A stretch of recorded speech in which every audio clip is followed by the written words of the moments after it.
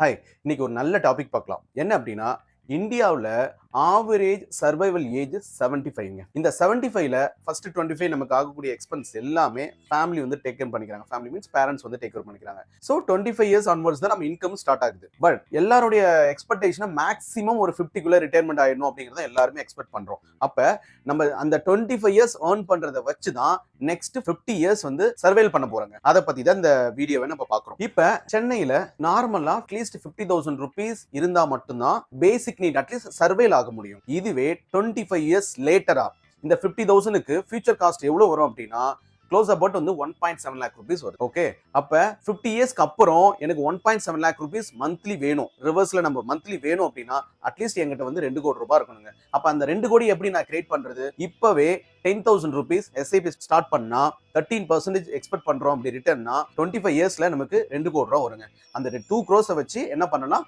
Monthly வந்து ஒரு 1.7 lakh rupees நம்ம ரிட்டர்ன் எடுத்துக்க முடியுங்க. நான் சொல்ற இந்த கால்குலேஷன்ஸ் நம்மளுடைய பேசிக் நீடுக்கு மட்டும் தாங்க சொல்றேன். இதுக்கப்புறம் நமக்கு நிறைய கோல்ஸ் இருக்கும். கார் வாங்கலாம், பிளஸ் வந்து சைல்டு எஜுகேஷன்ஸ் இருக்கும், இல்ல ஹோம் லோன் இருக்கும். இது எல்லாமே செப்பரேட் கால்குலேஷன். பேசிக்கா ஒரு ஃபேமிலி சென்னையில சர்வைல் பண்ணணும்னா இதை கண்டிப்பா நம்ம பண்ணணுங்க. ஏன்னா நம்மளுடைய இன்கம் வந்து ஏர்ன் பண்றது ஒன்லி 25 இயர்ஸ் மட்டும் தாங்க.